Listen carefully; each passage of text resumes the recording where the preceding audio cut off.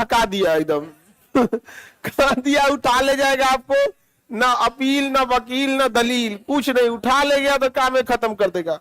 बहुत सारे निवारक निरोध अधिनियम की चर्चा किए थे ना, बहुत सारा निवारक निरोध अधिनियम 22 के 4 में किए थे, जिसे समाप्त भी कर दिया गया है। जिसमें सबसे पहला निवारक निरोध अधिनियम 1950 था, टाडा था उसे समाप्त किया गया, पोटा था उसे समाप्त किया, मीसा था उसे समाप्त। मीसा का सबसे ज्यादा दुरुपयोग हुआ, सबसे ज्यादा कठोर था तो टाडा था। वर्तमान में 2 ठो लागू है, एनएसए और यूएपीए। यूएपीए जो है सरकार के खिलाफ उल्टा सीधा कीजिएगा, सीधे यूएपीए डाल देती है, यहां पर यूएपीए हो जाता है, और नहीं तो एनएसए, नेशनल सिक्योरिटी एक्ट, जिसे राष्ट्रीय सुरक्षा कानून। यूएपीए का full form unlawful preventive activities, unlawful activities prevention act, UAPA. तो यूएपीए बहुत खतरनाक कानून है अभी के समय में। यहां पर अभी एक सी कि जाओ तुम केस लड़ो, बाद में देखा जाएगा अपराधी हो या नहीं है, और बड़ा अपराध है तो जेल में डाल देते हैं, और जेल न्यायालय के अधीन रहता है। पुलिस फर्दर अपना इन्वेस्टिगेशन करती है, समझ में आ गया कि नहीं। पुलिस को कोई सबूत वगैरह चाहिए होता है तो पुलिस दोबारा न्यायालय पे आ जाती है, जज साहब के पास, और उस कैदी की क्या मानती है, रिमांड। रिमांड 10 दिन का ग्रांट हो सकता है, 14 दिन का हो सकता है, ताकि दोबारा सबूतों को मिलाया जा सके। और रिमांड खत्म हो जाता है तो वापस न्यायालय को सौंप दिया, न्यायालय कहां भेज देता है, जेल में। लेकिन अगर आप बड़ा भी अपराध किए हैं ना, बड़ा अपराध भी किए हैं, तो न्यायालय कहती है कि देखो हम सजा सिद्ध हो जाएगा तो हम जेल में डाल देंगे, जेल के हम फांसी डाल देंगे, लेकिन जब तक सजा सिद्ध नहीं हुआ है किसी आदमी को जेल में क्यों सड़ाएंगे हम, समझ में आया कि नहीं गया। तो आप एक काम कीजिए, पुलिस डिपार्टमेंट, हम ये बात मानते हैं कि किसी दोषी व्यक्ति को यदि हम छोड़ देते हैं तो सबूतों के साथ छेड़छाड़ हो सकता है या जांच प्रभावित हो सकती है, तो हम उसे कुछ दिन के लिए जेल में रख सकते हैं। लेकिन भाई साहब तुम अपना 90 दिन के अंदर चार्जशीट बनाओ, डायरी कंप्लीट करो, चार्जशीट बनाओ कि तुमने किस सबूत और गवाह के मद्देनजर इसे अपराधी बना रहे हो। तुम अपनी जांच 90 दिन में पूरी करो और हमें ले आओ, बताओ कि साहब ये ऐसा ऐसा क्राइम किया है, देखिए हम देखेंगे कि तुम्हारा चार्जशीट में क्या सच्चाई है क्या सच्चाई नहीं है। जैसे कहेंगे कि इसने गोली मारा है, अब इसके घर से ही बंदूक बरामद हुआ है, अब पता चला आपको 9mm पिस्टल से गोली लगा है, अब पुलिस जो चार्जशीट ले आ रही है कि इसके घर में 6mm का बंदूक है। अरे भैया गोली लगा है कौन और बंदूक से, घरे में बरामद हो रहा है कोई और बंदूक, झोल है सबूत में। तो जब देख लेगी न्यायालय की नहीं भैया पुलिस कहीं ना कहीं झोल कर रहा है या कुछ गड़बड़ कर रहा है, तो उसको क्या दे देगा, बेल दे देगा, कहेगा अब वकील लाओ, अब क्रॉस चेक हो गया।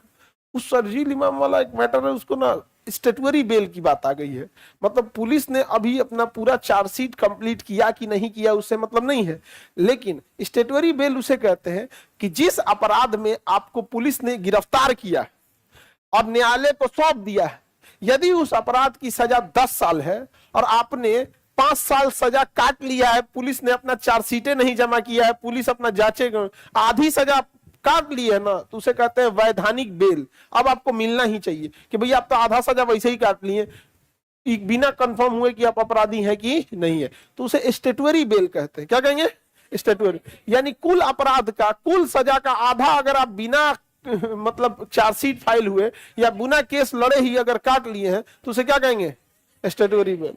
वो तो और खत्म चीज हो गया। यहाँ पे कई बार न्यायालय में ऐसा होता है कि किसी दूसरे व्यक्ति को क्या हो जाती है, कई कई आदमी 10-10 साल जेल रह के आए हैं, फिर पता चला कि अपराधी नहीं था, हो जाता है। स्टेटुअरी बेल समझ में आ गया। यूएपीए तो समझा दिए, यूएपीए अभी के टाइम पे एनएसए और यूएपीए बहुत खतरनाक है। पतीलियां कौन सी पटकते रहती हो जी तुम लोग, देख जमा करा लेगा इन सौ का, तुम लोग कहे लेके आती हो लोग बोतल वोतल पानी में, पकलोल सब बीच में पानी बोतल गिराएगी सब।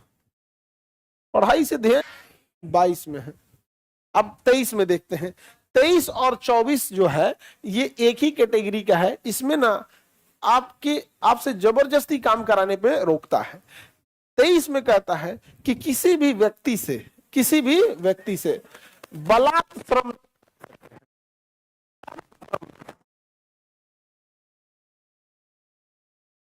आवाज नहीं जा रहा है, बलात् श्रम या बेगारी नहीं करा सकते हैं। देखिए, बलात् का अर्थ होता है जबरदस्ती, श्रम का मतलब होता है मेहनत कराना। किसी व्यक्ति से जबरदस्ती आप मेहनत या मजदूरी नहीं करा सकते। सपोज कीजिए कि आपके यहाँ वो काम करता है, आज उसकी इच्छा नहीं है, आप उसे रिक्वेस्ट कर सकते हैं, इमरजेंसी में बोल सकते हैं कि भाई तुम कर दी, काम जरूरी है। लेकिन अगर वो नहीं करना चाह रहा है तो आप खूब से खूब उसकी एक दिन की सैलरी काट लीजिएगा। जबरदस्ती उसे काम नहीं कराएगी कि ना ते करबे कर, आप एक दिन की सैलरी काट लो। 4 दिन नहीं आ रहा है, 4 दिन की सैलरी काट लो। और नहीं काम कर रहा है, लापरवाह ज्यादा है, नौकरी से निकाल दो कि भाई तुम्हारे बस का नहीं है, छोड़ दो। और हकीकत में भी है कि बहुत सारी चीजें होती हैं जिसमें आप काम नहीं रोक सकते। आपके घर में, चाहे एम्प्लॉय के घर में, चाहे जितनी भी मजबूरी हो, नहीं रोक सकते ना काम। यहाँ पे नहीं समझे, तो बैकअप में रखना पड़ता है। जैसे हम लोग का क्लास चल रहा है, अब इलेक्ट्रिशियन, सब चीज दू को रखना पड़ता है। अब पता चला उड़ गया, ये तारे उतना हैवी, देख रहे हो कितना भयंकर, सांप से मोटा तार है, उसे जो मार देगा नॉर्मल आदमी को तो उधिया ही जाएगा। उतना हैवी तार होता है बड़का, उसी का टुकड़ा है कि नहीं जी, उसका एक इतना बड़ा टुकड़ा है कि नहीं है, वो बड़का तरफ मोटका तरवा का होगा, लठिया हटा के वही रखने लायक है। इतने बड़ा वही में से ले आके मारे, वही में से जो ना सुनाए रहे।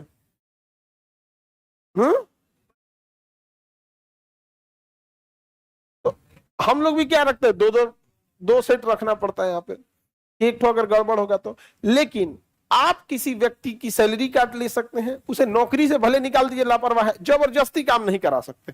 इन्हें कि मार पीट के काम कराए, यहाँ पे जबरदस्ती काम नहीं करा सकते, तो बलात् श्रम नहीं करा सकते।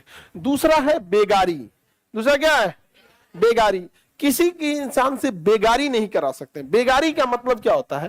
काम करा के पैसे न दे, काम करा के जैसे रिक्शा वाले पे बैठ जाइए, कही कि हमको गांधी मैदान तक छोड़ दो, और उतर के चल जाइए वो कहेगा पैसा का, कैसे पैसा तो बेगारी नहीं करा सकते। चाहे उसका 40 रुपया हुआ, आप उसको 2 रुपया दिए, ये भी एक तरह का क्या है? बेगारी है। नहीं समझा क्या?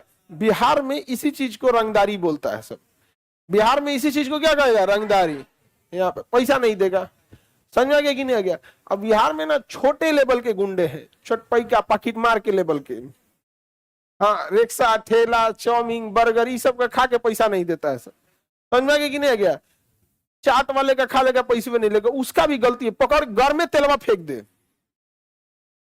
हाँ, एक ये बहुत जगह ये चीजें खराब होती जा रही हैं। दिल्ली की ये घटना थी जिसमें 10-5 कोई स्टूडेंट थे सब, अब पता नहीं कहाँ, किसी यूनिवर्सिटी के रहे होंगे वहां पे, और उस होटल वाला उसको कहा कि भाई आपका इतना रुपया हुआ तो 5-10 गो